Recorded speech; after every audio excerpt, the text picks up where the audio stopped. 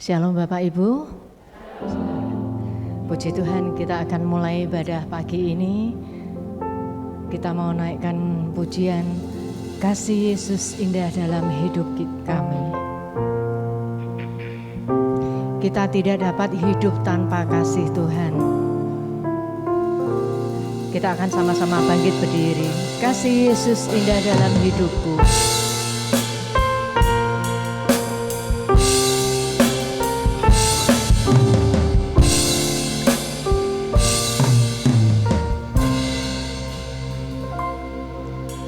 Kasih Yesus indah dalam hidupku, menghiasi hati dan jiwaku. Ku tak dapat hidup tanpa kasih-Mu, Tuhan. Pegang tanganku sepanjang jalanku. Kasih Yesus indah dalam hidupku, indah dalam hidupku, menghiasi hati dan jiwaku. Ku tak dapat hidup tanpa kasih Tuhan. Amin. Tanpa kasih-Mu, Tuhan. Pegang tanganku sepanjang jalanku. Kasih Yesus, kasih Yesus mengalir dalamku seperti sungai yang tak pernah kering. Kasih Yesus membebat hatiku, dalam kasih-Mu ku merasa teduh. Katakan, kasih Yesus mengalir dalamku. Amin. Mengalir dalamku seperti sungai yang tak pernah kering. Kasih Yesus membebat hatiku, dalam kasih-Mu ku merasa teduh. Kasih Yesus indah dalam hidupku. Haleluya. Kasih Yesus indah dalam hidupku, menghiasi hati dan jiwaku.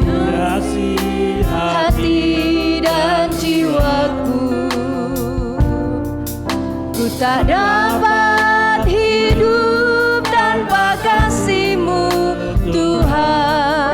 Pegang tanganku sepanjang jalanku. Kasih Yesus indah dalam hidupku, indah dalam hidupku, menghiasi hati dan jiwaku.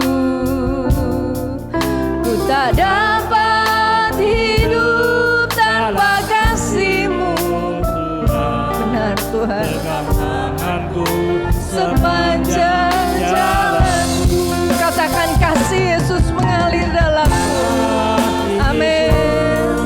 Mengalir dalamku seperti sungai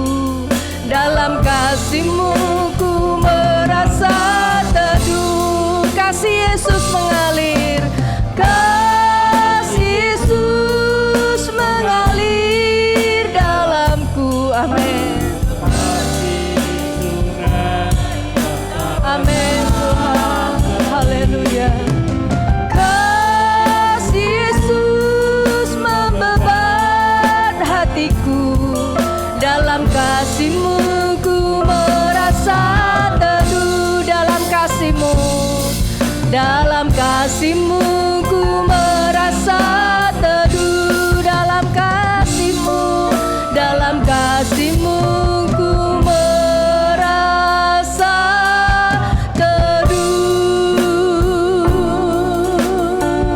Haleluya Yesus. Benar Tuhan, dalam kasih-Mu Tuhan kami merasa teduh Tuhan. Kasih-Mu indah dalam hidup kami Tuhan. Sampai hari ini Tuhan, kasih-Mu menghiasi hati dan jiwa kami. Kami bersyukur Tuhan punya Allah yang penuh kasih. Kami rindu Tuhan, Engkau penuhi hidup kami dengan kasih-Mu Tuhan, supaya kami bisa mengasihi Engkau Tuhan, kami bisa mengasihi sesama kami Tuhan. Terima kasih Tuhan, kasih-Mu Tuhan sungguh luar biasa di saat kami terluka Tuhan. Engkau yang membebat hati kami Tuhan, Engkau yang menyembuhkan hati kami Tuhan. Kami bersyukur Tuhan untuk kasih-Mu Tuhan, untuk kasih-Mu. Terima kasih Tuhan, terima kasih. Pada pagi ini Tuhan kami bersyukur Engkau masih berikan kesempatan untuk kami beribadah. Kami serahkan Tuhan ibadah pagi ini Tuhan, dari awal pertengahan hingga akhirnya ke dalam tangan-Mu. Kiranya Engkau sertai kami dengan urapan-Mu Tuhan, para pelayan-pelayan-Mu yang melayani Engkau Tuhan, maupun jemaat-Mu Tuhan. Urapi kami Tuhan, penuhi kami Tuhan dengan hadirat-Mu Tuhan, dengan berkat-Mu. Berkati Tuhan pagi ini Tuhan, supaya saat kami beribadah pagi ini kami pulang mendapatkan berkat yang dari Tuhan. Yang sakit mendapatkan kesembuhan, yang susah mendapatkan penghiburan dari Tuhan, yang menghadapi masalah persoalan Engkau berikan jalan keluar Tuhan, kemenangan atas kami Tuhan. Terima kasih Tuhan, terima kasih. Kami serahkan doa kami ini hanya di dalam nama Tuhan Yesus. Yang percaya katakan amin. Silakan duduk saudaraku. Shalom Bapak Ibu saudara. Ada sukacita? Amin. Kita akan naikkan pujian kasih Yesus lebih dari semua. Kasih Yesus lebih dalam dari lautan, lebih lebar dari samudra.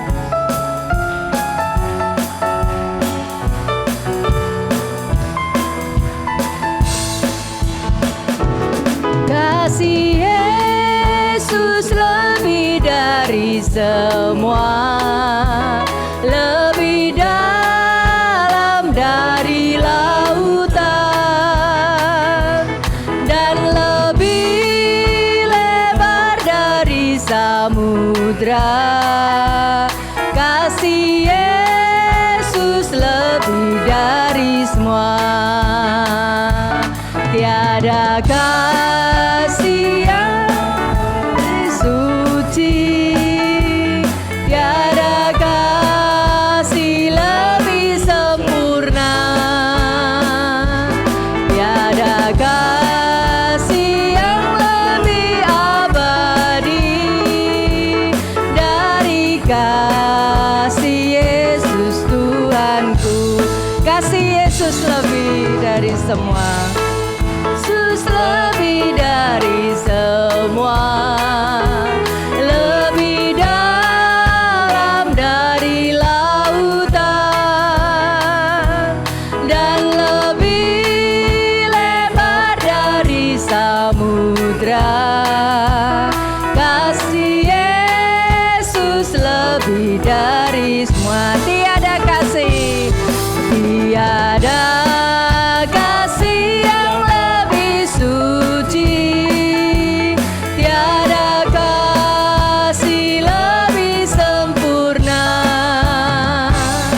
tiada kasih yang lebih abadi dari kasih Yesus Tuhanku. Katakan tiada kasih, tiada kasih yang lebih suci, tiada kasih lebih sempurna, tiada kasih yang lebih abadi dari kasih Yesus Tuhanku. Amin. Kasih Yesus lebih dari semua, lebih dalam dari lautan, lebih lebar dari samudra, lebar dari samudra. Kasih Yesus lebih dari semua, tiada kasih yang lebih suci. Kasih yang lebih suci, tiada kasih lebih sempurna, tiada kasih yang lebih abadi dari kasih Yesus Tuhanku. Kasih Yesus lebih dari semua, Yesus lebih dari semua, lebih dalam dari lautan dan lebih lebar dari samudra. Kasih Yesus lebih dari semua. Tiada kasih yang lebih suci, tiada kasih yang lebih sempurna, kasih lebih sempurna, tiada kasih yang lebih abadi dari kasih Yesus Tuhanku. Tiada kasih yang lebih suci, kasih yang lebih suci, tiada kasih lebih sempurna, tiada kasih yang lebih abadi dari kasih Yesus Tuhanku, dari kasih Yesus Tuhanku, dari kasih Yesus Tuhanku, dari kasih Yesus Tuhanku. Di dunia ini tidak ada kasih yang lebih suci dari kasih Yesus. Tidak ada kasih yang sempurna, tidak ada kasih yang abadi dalam dunia ini, saudaraku. Kita memiliki sobat yang setia, saudaraku. Puji Tuhan.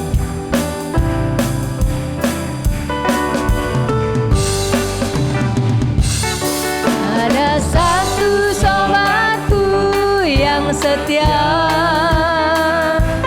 tak pernah dia tinggalkan diriku.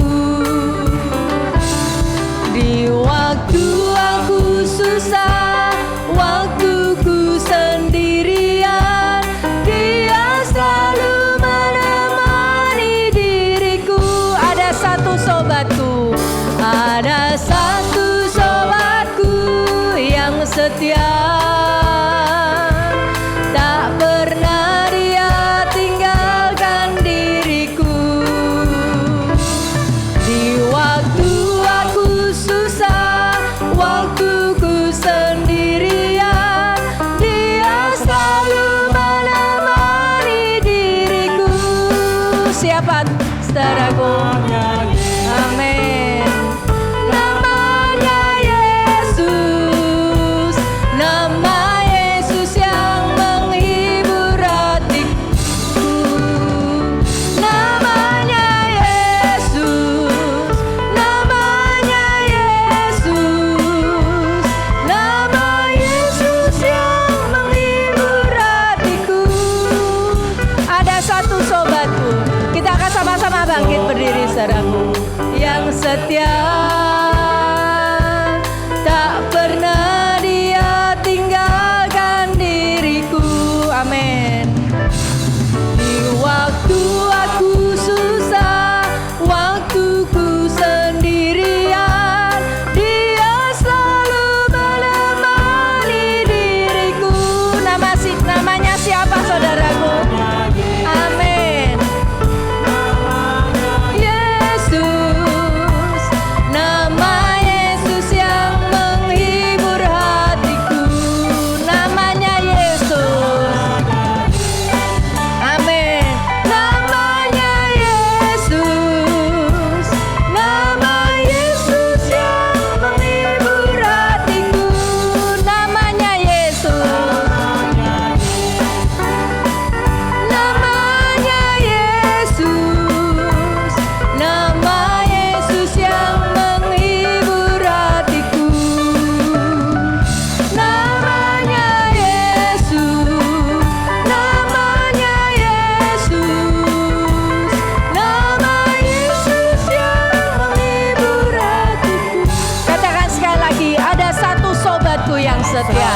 sobatku yang setia. Amin. Kita katakan dengan sungguh-sungguh hati. Tinggalkan diriku, benar Tuhan.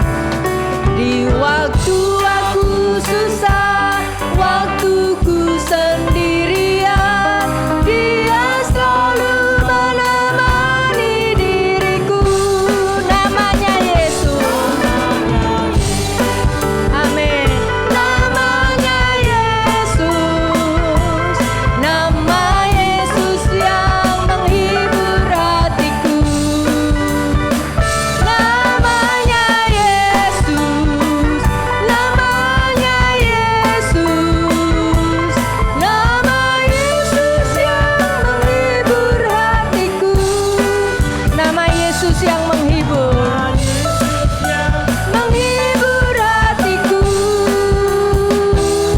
Nama Yesus yang menghibur hatiku.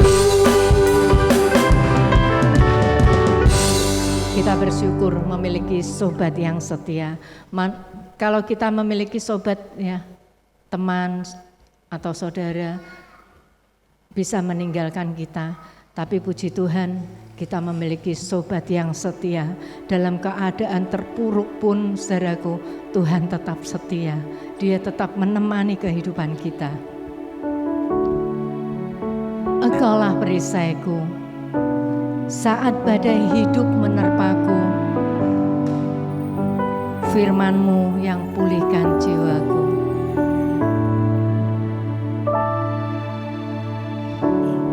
Engkaulah perisaiku,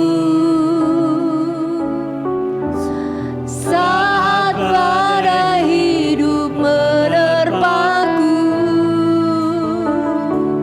janji-Mu di dalamku, pulihkan jiwaku, pulihkan jiwaku. Ku kan berdiri di tengah badai dengan kekuatan yang Kau berikan. Sampai kapanpun ku kan bertahan, karena Yesus selalu menopang. Ku kan bertahan, ku kan bertahan dalam tekanan dengan kekuatan yang Kau berikan. Sampai kapanpun tak tergoyahkan, karena Yesus selalu menopang hidupku. Katakan, Engkaulah perisaiku. Engkaulah perisaiku, benar Tuhan. Saat badai hidup menerpaku, firman-Mu di dalamku, tenangkan jiwaku, tenangkan jiwaku.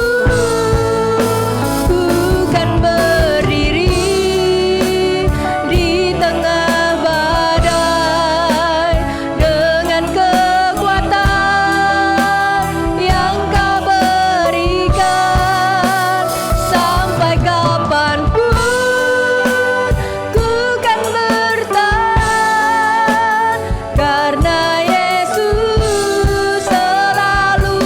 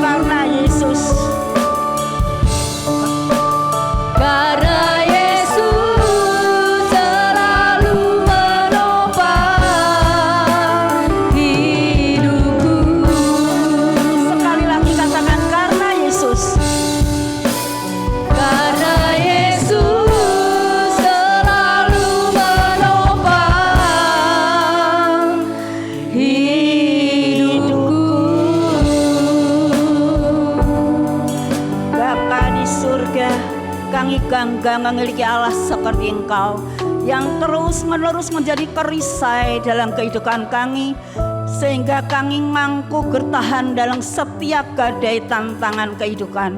Juga sampai saat ini Tuhan, kami tetap bisa bertahan. Kalau kami ada di tempat ini seperti kami ada Tuhan, kami tahu itu semua karena anugerah-Mu, itu semua karena kasih-Mu yang besar atas hidup kami.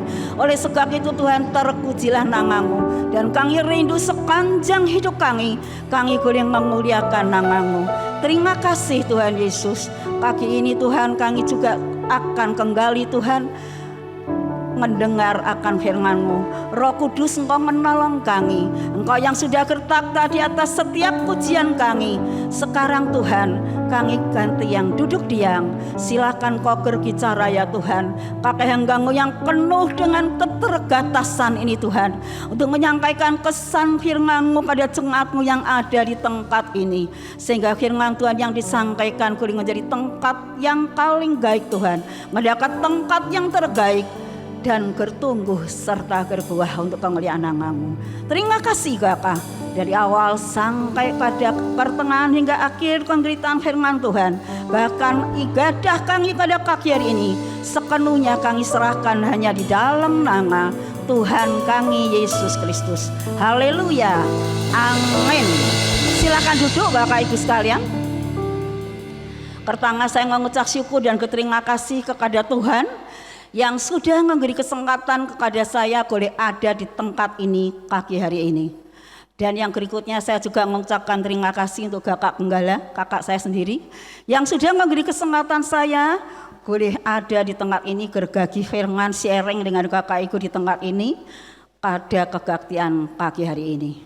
Kakak Ibu yang dikasihi Tuhan Yesus Kristus, kita masih pada tema triwulan kita yang kedua, There's God. Kan masih ada Tuhan, dan lengkapnya terdapat dalam Kejadian 26 ayat yang ke-16 bagian K, yang mungkin multimedia bisa menayangkan. Kejadian 28 ayat yang ke-16 bagian K, ditulis lengkap di sana tema ini.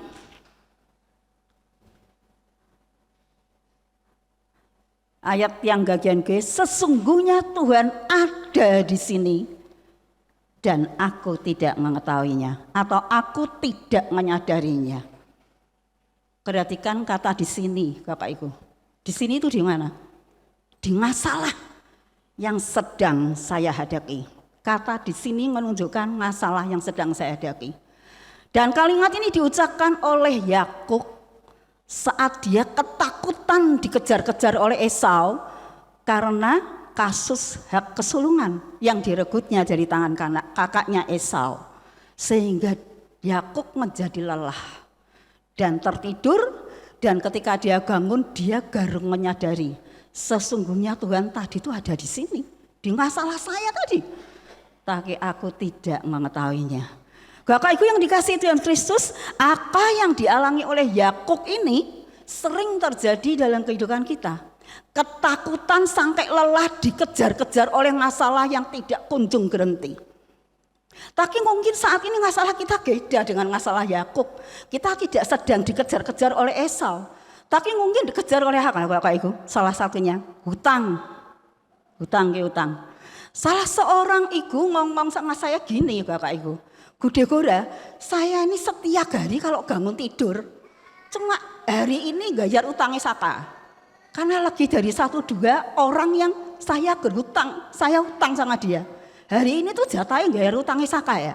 Lalu besok kalau saya bangun, hari ini bayar utangnya siapa lagi. Terus gitu Gude Gora. Saya sampai capek menghadapi hutang saya tidak kunjung selesai. Utang yang satu selesai, kebutuhan baru muncul. Buat surat hutang yang berikutnya. Lalu saya bilang, kamu percaya enggak kalau dalam firman Tuhan itu ada solusi tentang hutang? Saya tunjukkan dalam 2 Raja-Raja 4 minyak seorang janda itu. Lah itu kan solusi soal hutang. Loh, Alkitab itu lengkap, punya semua jawaban yang kita perlukan. Dia bilang, lah itu kan dulu 2000 tahun yang lalu. Nah sekarang ini loh solusinya tuh piye? Bapak Ibu yang dikasih Tuhan Kristus, apakah sekarang di zaman kita hidup ini tidak ada solusi untuk soal hutang ini? Saya punya satu kesaksian yang saya dengar dari salah satu radio Kristen, radio rohani, kalau tidak salah radio Rema. Sudah lama sekali kesaksian ini. Ada seorang anak Tuhan yang bersaksi di situ. Dia bilang, saya ini punya hutang banyak, tidak bisa bayar. Lalu oleh seorang teman saya dikenalkan pada seorang pengusaha kotoran ayam. Ini kejadiannya di Jakarta. Sampai di tempat pengusaha kotoran ayam itu, dia bilang, Kak, apa saya boleh bekerja di sini? Tapi saya ini tidak punya pendidikan apa-apa loh Kak. S1, S2 tidak punya. Saya ini pokoknya sama sekali tidak punya pendidikan. Cuma nek baca bisa. Lalu pengusaha kotoran ayam itu bilang gini, di sini tidak butuh pendidikan. Kamu tidak punya pendidikan tuh loh, tetap bisa kerja di sini. Gampang kerjaan nih. Pokoknya semangat kerja keras. Lalu diberikan kepada orang ini setungku karung. Sudah, kamu cari kotoran ayam di kota Jakarta sebanyak-banyaknya. Lalu ke sini nanti di kilo dijual sama saya. Lah itu nanti kamu tak ganti sekilo berapa. Lalu orang ini bergegas mencari peternak ayam di seluruh kota Jakarta, di Kosek ya. Dia datang, ada seorang peternak, Pak, bolehkah saya membersihkan kandang enggak Pak? Terus nanti kotorannya ayam itu tak anggili. Jadi setelah itu bersih kandangnya, kotorannya yang tak anggili, gratis loh, saya bayar tenaga saya. Ya siapa yang enggak mau punya peternakan yang dibersihkan model begini. Wah ya tentunya mesti mau. Lah setiap hari dia mengerjakan itu, lalu setor sang ngasih pengusaha kotoran ayam tadi di kilo. Demikianlah akhirnya dia bisa membayar hutangnya. Lalu dia mengakhiri kesaksian itu, dia bilang, sekarang ini saya salah satu pengusaha kotoran ayam di kota Jakarta. Saya bilang sama ibu tadi yang tanya sama saya tadi, mujizat masih ada enggak? Solusi masih ada enggak? Ada. Tuhan itu tidak pernah berubah. Dulu, sekarang, sampai selama-lamanya. Kalau kamu percaya, Tuhan itu masih ada dan bisa buat mujizat. Bapak Ibu yang dikasihi Tuhan Kristus, tapi tidak berhenti pada ketakutan yang mengejar kita, kelelahan yang mengejar kita, yang menyebabkan kita tidak peka akan kehadiran Tuhan yang sudah hadir dalam masalah kita. Saya juga memberikan contoh dua ya, penyebab kita tidak peka akan kehadiran Tuhan itu. Yang kedua kekecewaan, dan yang berikutnya kesedihan. Saya minta multimedia bisa menampilkan. Kita lihat yang kedua, kekecewaan.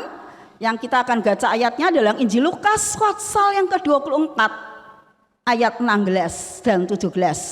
Injil Lukas pasal yang ke-24, kekecewaan, penyebab tidak peka atau tidak menyadari kehadiran Tuhan ini. Lukas 24 ayat 16 dan 17, multimedia bisa menayangkan ayat ini. Lukas 24, nanti saya minta Bapak Arto bisa membacakan ayat ini. Lukas 24 ayat 16 dan 17. Tetapi ada sesuatu yang menghalangi mata mereka, sehingga mereka tidak dapat mengenal Dia. Yesus berkata kepada mereka, apakah yang kamu percakapkan sementara kamu berjalan? Maka berhentilah mereka dengan muka muram. Ini tentang Krekop, ini menceritakan tentang Kleopas dan seorang temannya, dua murid Tuhan yang sedang mengadakan perjalanan mau pulang ke desanya Emmaus. Cukup jauh, 7 mil. Alkitab menuliskan jaraknya, dan mereka berjalan. Sementara mereka berjalan, Kleopas ngomong sama temannya, lah ya, kayak Tuhan Yesus itu, pemimpin yang saya harap-harapkan, saya andalkan, bisa memimpin, menggela, melindungi bangsa kita. Tapi endingnya kepala imam menangkap dia, lalu menyalibkan dia, dan mati, tidak bisa menggela dirinya. Sama dong dengan pemimpin yang lain. Kalau begitu, apa yang bisa kita harapkan lagi dari dia? Sama dengan pemimpin yang lain, dia juga mati tanpa bisa membela dirinya. Kleopas benar-benar kecewa berat dengan pemimpin yang namanya Tuhan Yesus itu. Dan ketika dia sedang menungkahkan kekecewaannya, Tuhan masuk dalam perjalanan itu, ronggongan itu, menjadi orang ketiga. Dan bertanya, kenapa mukamu ngurang? Loh, kamu ini sedang ngomong apa? Kleopas bilang, lah kamu tuh akan tidak ngerti toh berita yang lagi heboh saat ini. Itu loh, pemimpin kita bangsa Israel, Tuhan Yesus tuh loh mati. Lah tak pikir dia itu bisa ngebela kita, bisa melindungi kita. Tidak taunya dia juga mati sama dengan pemimpin yang lain. Lalu apa bedanya? Dan yang lebih menyedihkan, 3 hari setelah kematiannya, perempuan-perempuan datang menengok kuburnya, kosong kuburnya. Sampai mayatnya aja itu loh. Kita ini tidak boleh memiliki pemimpin kita yang namanya Tuhan Yesus. Bukankah itu satu hal yang sangat mengecewakan? Mereka tidak ngerti ini, yang sedang jalan masuk dalam perjalanan itu Tuhan Yesus. Sekali lagi Tuhan hadir di masalah yang sedang kita hadapi. Tapi aku tidak mengetahuinya karena kekecewaannya berat yang sedang meliputi Kleopas. Bapak Ibu yang dikasihi Tuhan Yesus Kristus, kalau saya saat itu ada di posisinya Kleopas, saya juga akan punya perasaan yang sangat kecewa berat. Dalam hidup ini, saya pernah mengalami satu kekecewaan yang sangat berat kepada Tuhan. Saya kecewa berat sama Tuhan. Ketika nangis saya dipanggil Tuhan, 39 tahun yang lalu, tepatnya tanggal 4 bulan ini. Mangi kaki saya itu anggota gereja Nias. Sekalipun mereka orang sederhana, tapi saya bangga memiliki orang tua seperti mereka. Kalau tidak ada mangi saya tidak kenal Tuhan. Mereka bukan orang kaya. Kaki saya tuh punyanya cuma sebuah sepeda, bukan motor, bukan mobil. Rumah kami itu jauh ke Ramlan Barat. Kalau hari Minggu kebaktian di sini tuh dulu jam 9 sampai jam 11. Terkenal lama kebaktian di Nias itu. Itu kaki saya naik sepeda, mami saya jalan kaki. Kalau tidak punya uang naik becak tuh jalan kaki, pakai payung. Karena pulangnya jam 11, berkacu dengan matahari yang mulai panas. Kalau hari Kamis WGI, jam 3 sore sudah berangkat dari rumah. Kalau tidak punya uang tuh naik becak, jalan lewat Sidodadi itu. Sampai sini pulangnya jam 6 sore, berkacu dengan hujan. Kalau musim hujan. Mereka begitu setia beribadah. Dan saya waktu itu seorang aktivis dari Gereja Islam Masih Keringading, saya pegang pengurus salah satu kelompok pemuda-pemudi. Lalu saya juga pegang salah satu pengurus kelompok persatuan keluarga, dan saya ini salah satu anggota paduan suara. Pokoknya hidup saya tuh bekerja dan melayani. Segitunya kami melayani Tuhan. Dan suatu hari Tuhan izinkan nangis saya ini sakit. Hampir 1 bulan, saya tuh nunggu nangis saya di rumah sakit Citarum, Tanti Wilasa, dan diteruskan di Trogorejo. Suatu hari ketika saya nunggu nangis saya di Trogorejo, Dokter Tekno itu pas keliling pasien, dia ngomong gini sama saya masih ingat sekali. Lah penyakit yang ngangingu tau digoda, itu tuh dilema, diabetes sama lever. Kalau gulanya tak kurangi, levernya bagus. Diabetesnya bagus, tapi levernya tidak bisa terima. Tapi naik gulanya tak tanggai, levernya bagus. Tapi ini diabetesnya tidak bisa terima. Nah, itu kan dilema atau digoda. Saya bilang, itu kan menurut Dokter Tekno dilema. Tapi dalam Tuhan itu tidak ada dilema, Dok. Saya percaya penuh. Tidak ada yang mustahil bagi Tuhan. Saya begitu percaya nangis saya itu sembuh. Bukan mati, tapi sembuh. Tapi kenyataannya tanggal 4 April 1984 setengah 4 sore nangis saya itu meninggal. Waduh, saya itu kecewa berat. Setelah mengantar jenazah nangis saya ke tempat kamar mayat, saya pulang ke rumah, di kamar saya nangis, saya ngomong sama Tuhan, Tuhan tuh piye toh? Lah wong pagi sore ting visitasi Gereja Nias Keringading ndak pernah aksen doake ngangiku. Tiap hari aku doake ngangiku tuh minta sembuh. Lah Tuhan tuh piye toh ndak kasih sembuh malah diambil, malah meninggal. Kok gitu toh Tuhan? Tuhan tuh kok ndak bisa mendengar, ndak bisa ngabulkan doaku. Di tengah-tengah kekecewaan seperti itu saya mendengar satu suara dengan jelas. Ngangingu tuh milik siapa? Kepunyaan siapa? Saya lihat di dalam kamar saya tidak ada siapa-siapa. Itu saya sendirian, saya kunci kamar itu. Saya langsung sadar kalau itu suara Tuhan. Lo ngangingu itu milik siapa? Saya bilang, ya milikmu toh Tuhan. Lah kalau milikku, kenapa aku tidak gerak memanggil milik kepunyaanku sendiri? Setelah tugasnya selesai. Kamu sudah besar, bisa cari uang sendiri, bisa melayani, tugasnya selesai. Masa aku tidak boleh mengambil milik kepunyaanku sendiri kalau tugasnya selesai? Wah, langsung saat itu juga saya sadar, oh ya, harusnya saya tuh tidak nangis. Mulai detik itu sampai sekarang saya tidak pernah menangisi nangis saya. Karena saya tahu persis nangis saya sudah ada di sana. Bersama dengan Bapa di surga dan menikmati ukahnya.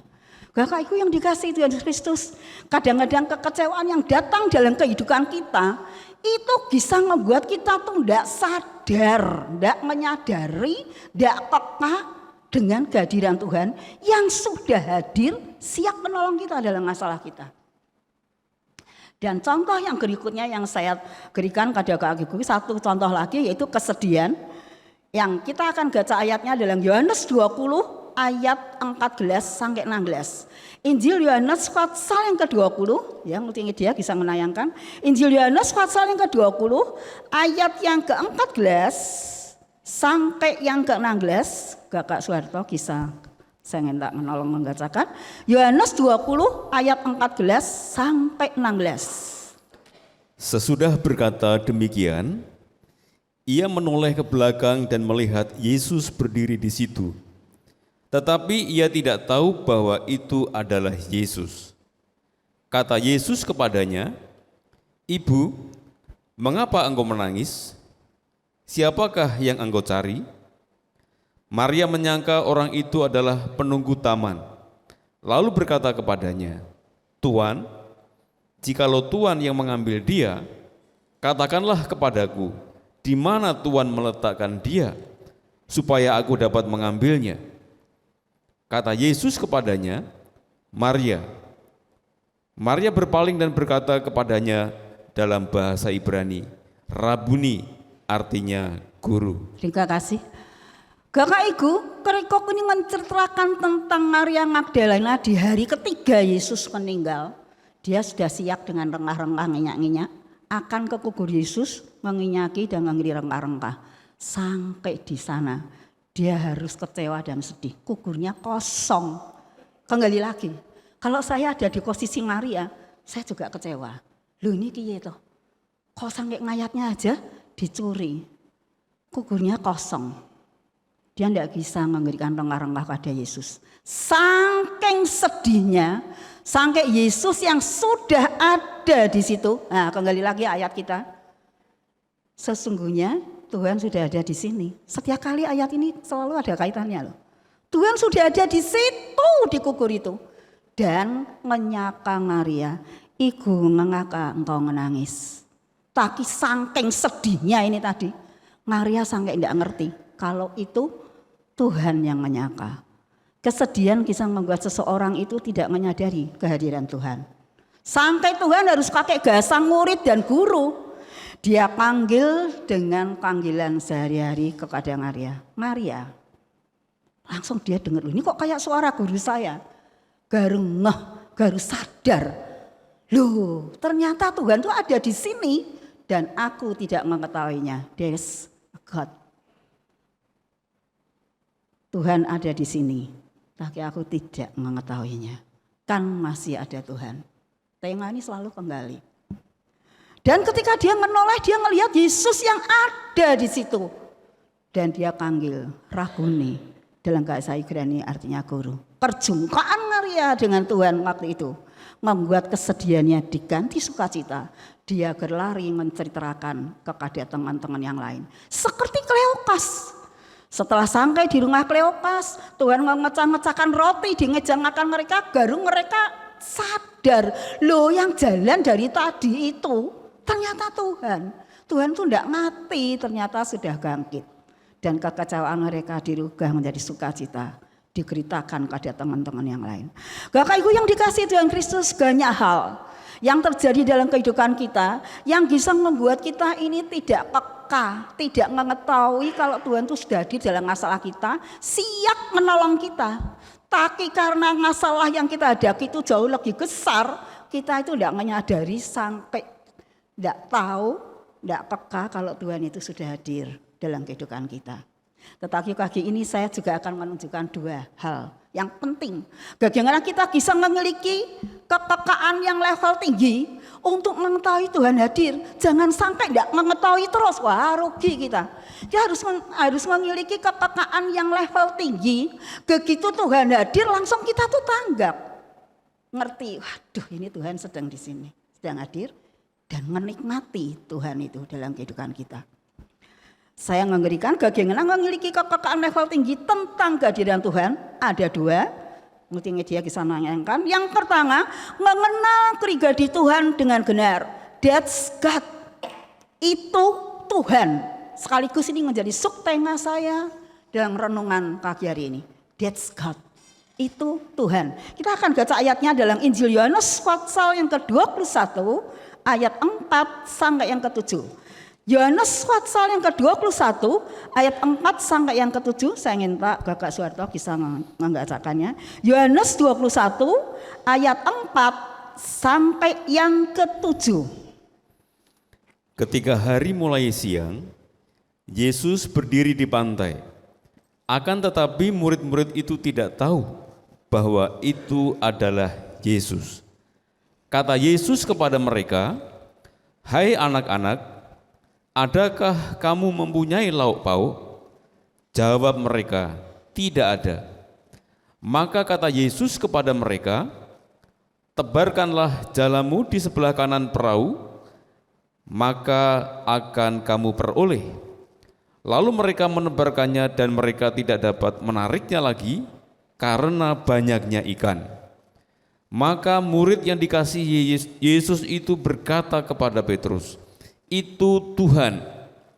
Ketika Petrus mendengar bahwa itu adalah Tuhan, maka ia mengenakan pakaiannya, sebab ia tidak berpakaian, lalu terjun ke dalam danau. Ya, terima kasih.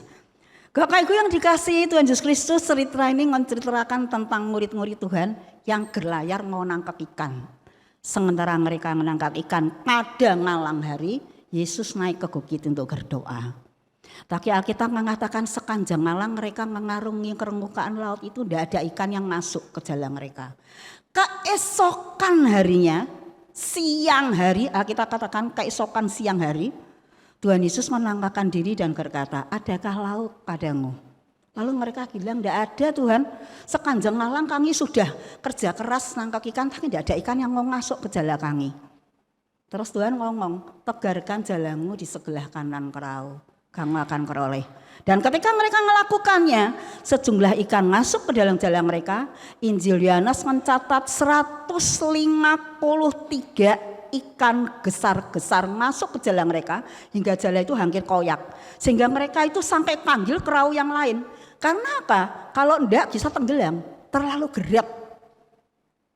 153 ekor ikan tadi digagi dengan perahu yang lain. Melihat semuanya itu, murid yang dikasihi Tuhan Yesus, siapa murid yang dikasihi Tuhan? Yohanes. Kenapa Yohanes? Ketika perjamuan makan malam, hanya satu murid yang nyender ke tempat dada Tuhan, Yohanes. Murid yang dikasihi Tuhan Yesus berkata kepada Petrus, "Itu Tuhan, that's God, yang bisa melakukan begini, itu cuma Tuhan. Memunculkan ikan-ikan di siang hari, siapapun tahu situasi laut, enggak ada ikan itu mau muncul di tengah hari. Apalagi kalau persis jam 12 matahari persis di tengah-tengah bumi, tidak ada ikan yang mau muncul. Kenapa? Lautnya tuh airnya panas, tidak ada ikan muncul. Semua tuh kalau nangkap ikan malam hari. Yang bisa memunculkan ikan di tengah hari seperti ini, that's God, itu Tuhan. Terus yang bisa tahu kalau ikan itu ngumpulnya di sebelah kanan perahu, that's God, itu Tuhan. Murid yang dikasihi Tuhan Yesus berkata kepada Petrus. Bapak Ibu, kalau Bapak Ibu teliti dalam Injil Yohanes 21 ini ayat yang pertama, tidak usah dibaca, nanti di rumah bisa dilihat. Ada gerakan murid Tuhan di dalam perahu itu. Saya hitung ada 7. Yang pertama Simon Petrus. yang kedua Thomas yang disebut Didimus, yang ketiga Nathanael, yang keempat anak-anak Zebedeus. Nah kalau disebut anak-anak itu lebih dari satu. Saya hitung 2, 5 toh. Lalu 2 murid Tuhan yang lain. 2 murid Tuhan yang lain itu 1 murid yang dikasih Yesus, Yohanes, dan yang satunya saya perkirakan Yakobus. Tidak secara kebetulan 7 itu angka sempurna. Yang ada di perahu itu 7 orang. Tapi kenapa yang peka dengan kehadiran Tuhan cuma 1 murid yang dikasih Tuhan Yesus? Kenapa cuma Yohanes? Yang bisa berkata dan that's God itu Tuhan. Yang bisa buat model begini itu Tuhan. Bukan karena kita. Yang bisa memunculkan ikan siang hari itu Tuhan. Yang bisa tahu kalau itu sebelah kanan ada ikan itu Tuhan. Kenapa yang lain tidak punya kepekaan seperti itu? Kenapa Yohanes punya? Karena dia murid yang dikasih Tuhan Yesus. Kalau dia mendapat julukan murid yang dikasih Tuhan Yesus, tentunya dia beda dengan yang lain. Beda dengan murid yang lain. Dia spesial di mata Tuhan. Punya kedekatan yang tidak sama dengan yang lain. Sampai Tuhan juluki murid yang dikasih Tuhan Yesus. Kalau dalam gambar perjamuan makan malam kita kan tentu banyak punya gambar itu. Yang nyender di dada Tuhan itu cuma 1 Yohanes. Muridnya 12 tapi yang nyender itu cuma Yohanes. Murid yang dikasih Tuhan Yesus artinya dia punya kedekatan. Beda dengan murid yang lain. Sampai Alkitab menulis murid yang dikasih Tuhan Yesus. Kenapa?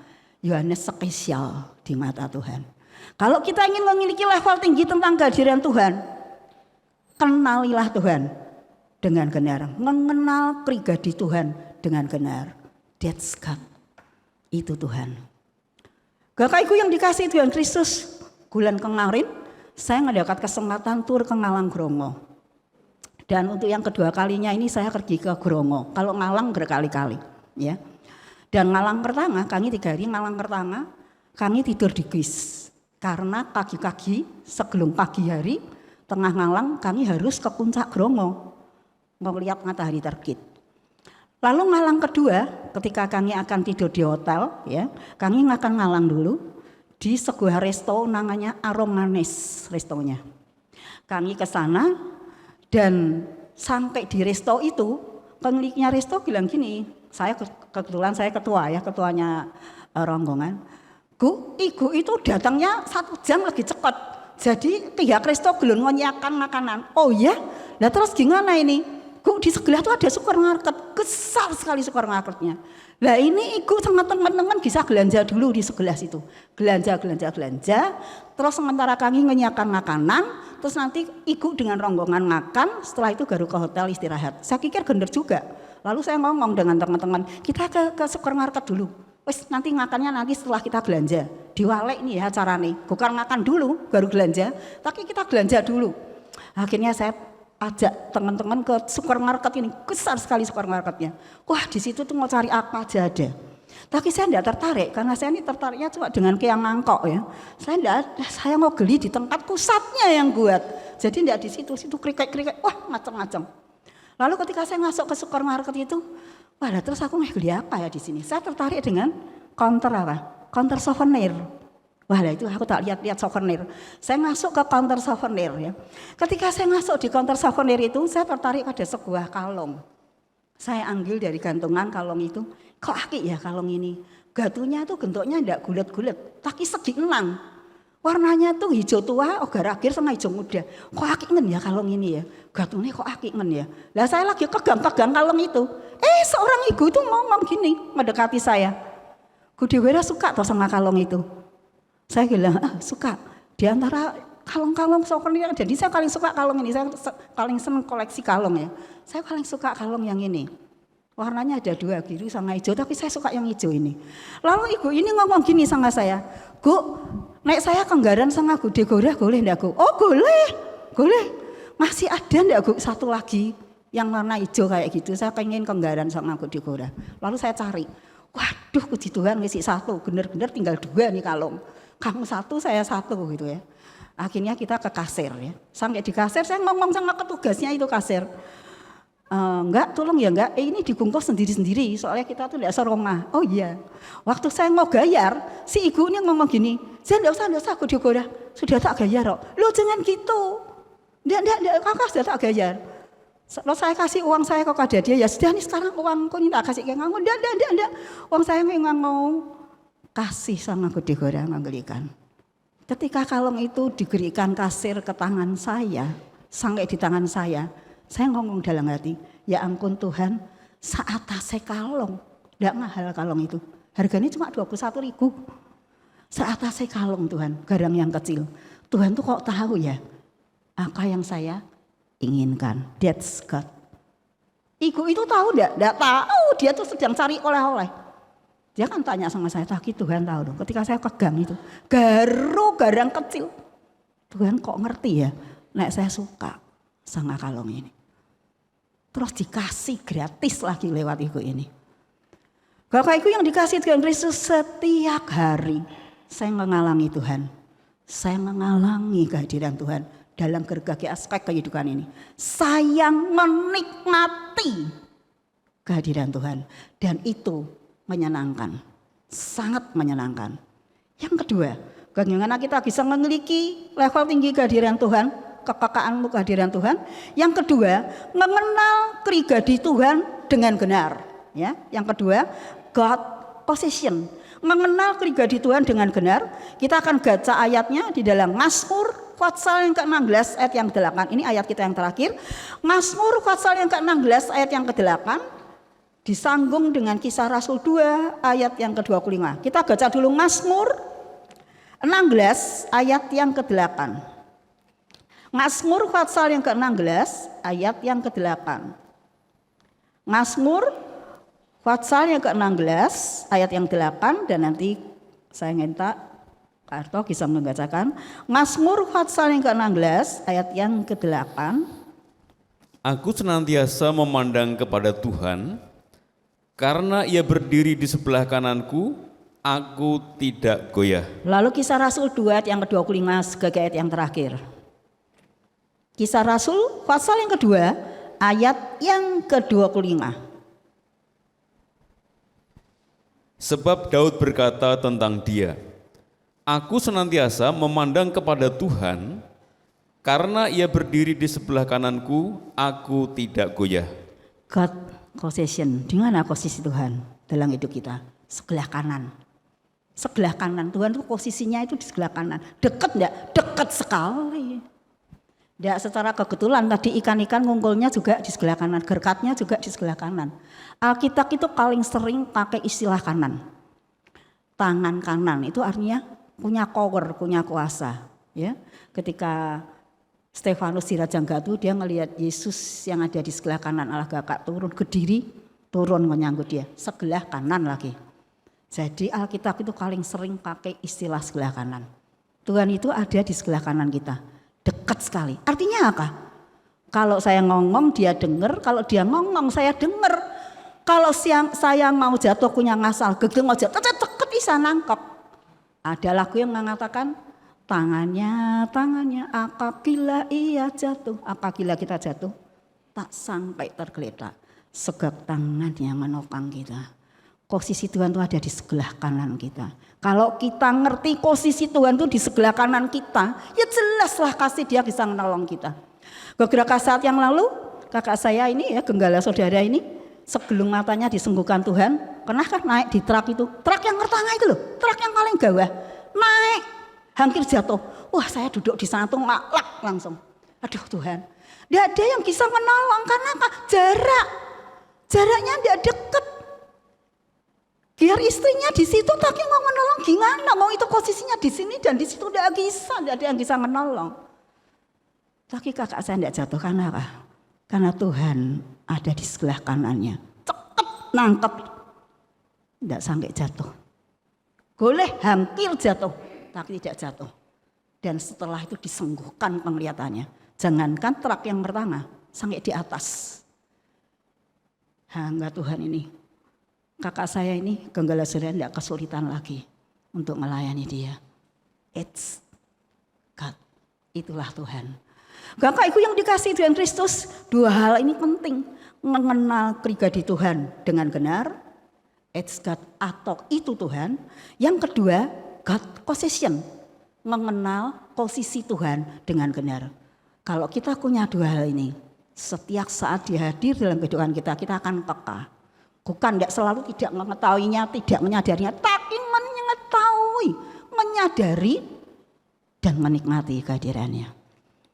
Saya tutup dengan satu ilustrasi yang sangat menginspirasi saya ketika saya mempersiapkan khotbah ini. Tuhan berikan satu ilustrasi yang sangat menginspirasi lewat status seorang teman saya. Bagus sekali, akan saya bagikan kepada Bapak Ibu yang ada di tempat ini. Bapak Ibu yang dikasihi Tuhan Kristus, tentunya kita mengenal dan tidak asing dengan nama Genghis Khan. Siapa Genghis Khan? Dia seorang panglima tentara perang dari daerah Mongolia. Genghis Khan ini dia punya kebiasaan kalau mau pergi perang, dia itu selalu gawa burung Raja Wali kesayangannya. Nah, satu hari Genghis Khan mau berangkat perang. Nah, waktu mau berangkat perang, di tengah perjalanan dia haus. Dia pengen minum. Dia cari air terjun yang kecil di mana dia bisa ambil airnya untuk minum. Sampai di tempat air terjun yang kecil itu, dia keluarkan guyungnya tempat airnya itu dan dia letakkan di bawah air terjun itu untuk diisi, untuk dia minum. Tapi apa yang terjadi? Ini si burung Raja Wali kesayangannya itu menyanggar tempat air minumnya itu sehingga jatuh terpelanting. Genghis Khan menjadi marah. Dia katakan pada burung Raja Wali itu, "Kamu tuh piye toh kok ganggu saya? Sekali lagi kamu ganggu aku. Ketika aku mau ambil air ini, tak bunuh kamu." Lalu untuk yang kedua kalinya Genghis Khan mengambil tempat air minum itu lalu diletakkan di bawah air terjun tadi. Dia mau mengambil air terjun itu. Tapi apa yang terjadi? Kembali lagi si Raja Wali ini datang. Kali ini tidak cuma menyanggar. Tapi apa? Melengkarkan jauh-jauh guyung isi tempat air itu sehingga guyung itu menjadi pecah. Wah, Genghis Khan marah sekali. Ini kok tidak bisa digilang-gilang, namanya burung ya. Kan bukan manusia. Kadang-kadang kita tuh ya aneh, burung diajaki ngomong, binatang diajaki ngomong. Namanya tidak ngerti maksudnya kita marah. Ya mereka tuh kan bukan manusia toh ya. Kalau mereka ngomong juga kita juga tidak ngerti. Akhirnya dia menghunus pedangnya, Genghis Khan menghunus pedangnya dan dibunuhlah Raja Wali itu. Dan mati Raja Wali itu. Setelah Raja Wali itu mati, Genghis Khan ini punya pikiran, saya tak naik ke atas, ke puncak bukit. Untuk apa? Melihat pusat sumber air terjun ini dari puncak bukit. Lalu dia naik ke puncak bukit. Sesampainya di puncak bukit, Genghis Khan menjadi kaget luar biasa. Kenapa? Di tempat sumber air terjun itu mengalir, dia melihat seekor bangkai binatang besar yang sudah membusuk menyengat gaunnya. Ketika dia melihat itu, oh jadi ini tongang sote si Raja Wali tadi, itu diairi sama air terjun itu. Jadi air terjun itu melewati si bangkai ini airnya. Oh ini tongang sote, kenapa Raja Wali itu sampai 2 kali menghindarkan saya? Tidak boleh saya minum air terjun ini. Karena apa? Sudah tercemar dengan bangkai binatang yang busuk itu. Tapi saya kok tidak ngerti. Ya tidak ngerti wong Raja Wali desa ngomong. Dia menyesal sekali. Lalu dia turun dari puncak bukit. Sesampainya di bawah dia buka gajuk kerangnya. Lalu si mayatnya si Raja Wali ini dibungkus dengan gajuk kerangnya dan dikubur di situ secara militer. Bapak Ibu yang dikasihi Tuhan Kristus, ilustrasi yang sedang kita dengar ini mempunyai inspirasi kehidupan apa? Inspirasi kehidupannya adalah kendali yang tak terbatas. Kadang-kadang kita tuh kendalinya tidak terkontrol, tidak punya penguasaan diri. Tuhan itu sebetulnya mau menolong kita. Garu Tuhan mau menolong, belum sampai ending. Lu Tuhan kok gini toh? Harusnya tuh tidak gini toh caranya Tuhan. Lu wong sudah begini. Lu kira gini, kira langsung. Lu Tuhan tuh kita koleren nggak digaleni lagi. Aduh Tuhan kok gini caranya kok muter-muter gini. Harusnya tuh ketika Lazarus masih sakit, Marta tuh bilang, lah aku kan sudah datang cari Tuhan, sudah tak ngongongi Lazarus tuh sakit. Lah Tuhan kok enggak cepet-cepet datang, harusnya tuh Tuhan langsung datang. Terus ditunggang tangan dalam nama Yesus sembuh, kan gitu. Lah Tuhan itu sudah diomongi, sudah dicari, sudah diangkiri, ya enggak datang-datang. Nunggu sampai 4 hari Lazarus dikubur, saya telat. Sudah 4 hari dikubur, sudah busuk. Tapi Tuhan katakan aku sengaja menunda kedatanganku. Karena apa? Nama Tuhan yang dipermuliakan. Kalau orang sakit didoakan sembuh itu biasa. Nah kalau orang mati dibangkitkan itu baru luar biasa. Nah kadang-kadang kita tuh tidak ngerti. Tidak ngerti cara Tuhan bekerja, belum sampai ending. Lah kita tuh sudah keminter. Lah harusnya tuh gini. Loh kaya Tuhan itu kok gini. Bapak Ibu yang dikasih Tuhan Yesus, kadang-kadang penguasaan diri kita ini tidak terkontrol dan tidak terkendali. Sabar, tunggu, beri kesempatan dia bekerja sampai tuntas, sampai endingnya. Nanti kita melihat kemuliaan Tuhan dan menikmati kehadirannya. Dan dampak daripada kehadiran Tuhan ada 2. Kesimpulan khotbah saya pagi hari ini. Yang pertama, mengubah situasi. Apapun situasi kita pagi hari ini, mau kecewa, mau lelah, mau takut, mau sedih, diubah. Perjumpaan Tuhan mengubah situasi. Maria, Kleopas dirubah sukacita, menceritakan tentang kebangkitan Tuhan. Dan yang kedua, dampak daripada kehadiran Tuhan meningkatkan iman kita. Yang tadinya iman kita mungkin kurang, lewat peristiwa, lewat masalah yang kita hadapi, lewat karya Tuhan, pengenalan Tuhan, pengenalan kita kepada Tuhan, lewat pertolongan Tuhan dalam masalah yang sedang kita hadapi, dia ada di sini. Kita melihat, kita merasakan Tuhan itu ternyata luar biasa.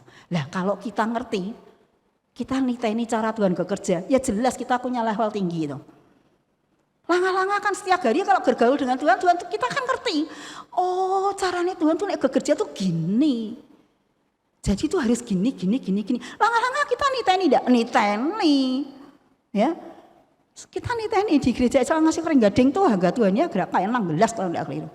Itu satu-satu saya ngerti caranya mereka. Nek gak ini, pendeta ini tuh gini. Nek ini kalau Kak Indrian tuh gini. Ya. Salah satunya tuh kalau rakat sama Kak Indrian enggak boleh telat. Nah dia 10 menit belum mulai rakat sudah ada di ruang rakat. Nah kita kan niteni. Oh gini cara Tuhan bekerja itu gini. Mari kita akan belajar mengenal pribadi Tuhan dengan benar. It's God, itu Tuhan. Lalu kita mengenal posisi Tuhan dengan benar. God position. Lalu kita akan mengerti cara Tuhan bekerja. Dan kita menikmati Tuhan, kehadiran Tuhan tiap hari dalam kehidupan kita. Menikmati kehadiran Tuhan dalam kehidupan kita setiap hari membuat iman kita semakin meningkat dan disempurnakan. Amin. Saya minta nanti WL dengan singer bisa maju ke depan. Mari kita akan bangkit ke diri Bapak Ibu. Kita akan siapkan lagu kita, satu lagu kita akan nyanyikan.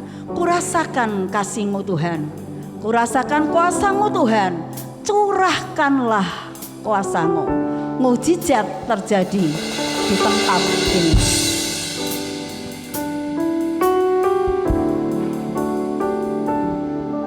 Kurasakan kasih-Mu Tuhan, kurasakan kuasa-Mu Tuhan, kurasakan kasih kuasa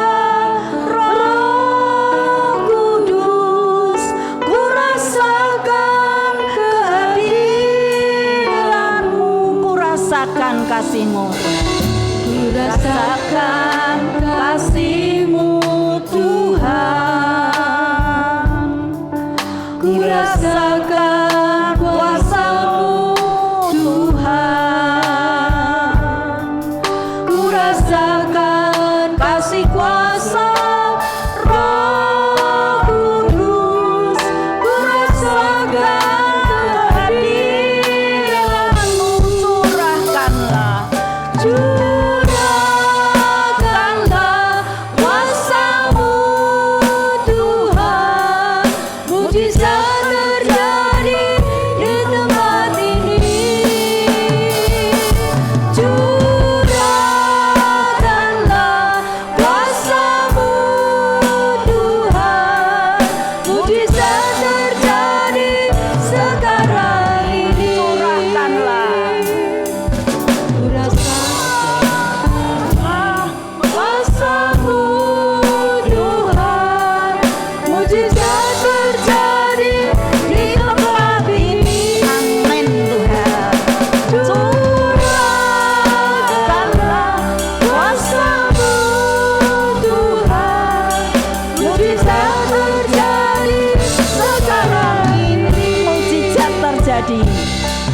Mujizat terjadi sekarang ini. Mujizat terjadi.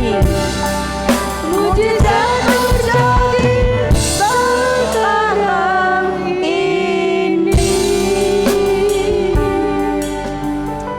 Bapa di surga, kami tahu mujizat itu masih ada. Amin. Kami tahu Tuhan, Engkau tidak pernah gerugah dahulu, sekarang, sampai selama-lamanya. Dan kami sungguh bangga karena Engkau selalu ada buat kami. Engkau selalu di sini di masalah yang sedang kami hadapi dan siap menolong kami. Amin. Beri kami Tuhan penguasaan diri yang bagus, sehingga kami boleh melihat karya Tuhan dan menikmati kehadiran-Mu lewat masalah yang kami hadapi. Bapa di surga, hamba-Mu selesai menyampaikan pesan firman-Mu. Tetapi satu hal hamba-Mu tahu Tuhan, Engkau Allah yang akan terus bekerja dalam diri jemaat di tempat ini. Kami percaya ya Tuhan, yang datang dengan membawa kekecewaan, kesedihan, yang datang membawa kesusahan, kekhawatiran, apapun itu Tuhan situasi mereka, kehadiran-Mu mampu mengubah situasi, sehingga mereka boleh merasakan kuasa Tuhan dan mereka boleh ditingkatkan, disempurnakan imannya.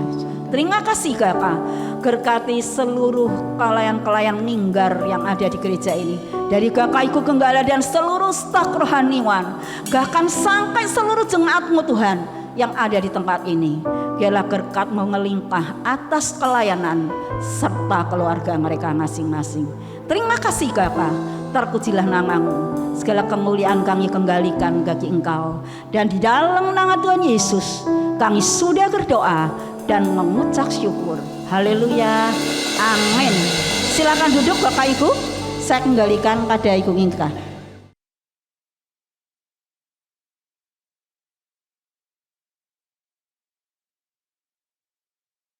Terima kasih Bu Deborah yang sudah menyampaikan firman. Kita akan menyimak warta gereja sepekan.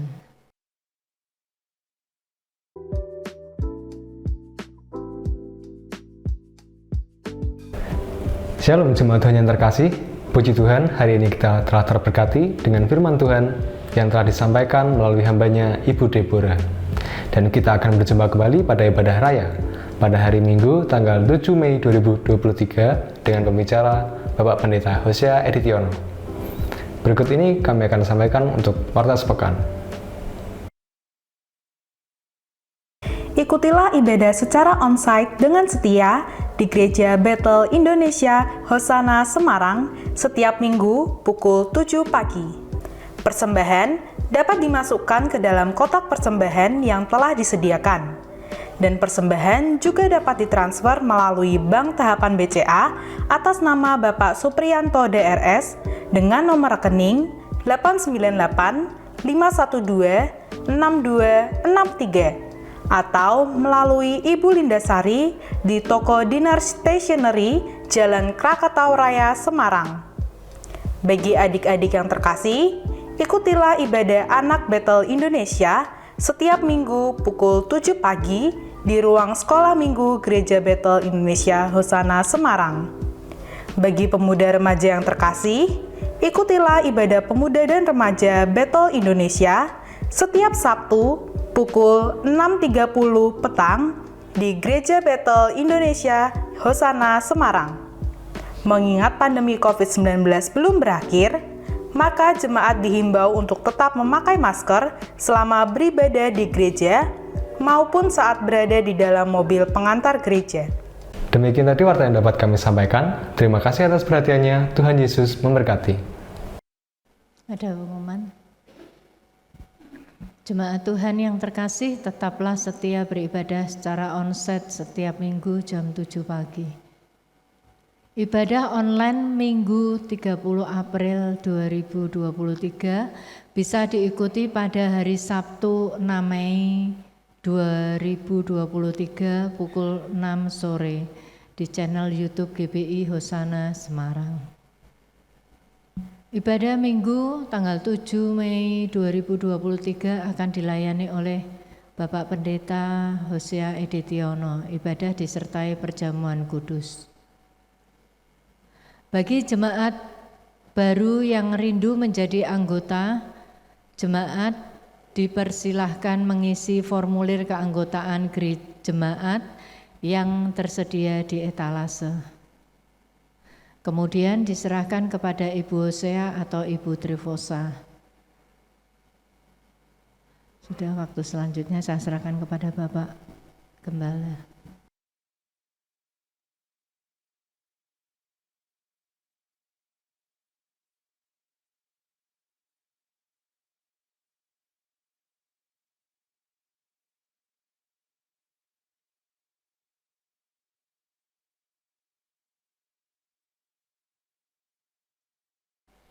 Mari Bapak Ibu, kita akan akhiri ibadah kita akan berdiri sekali lagi.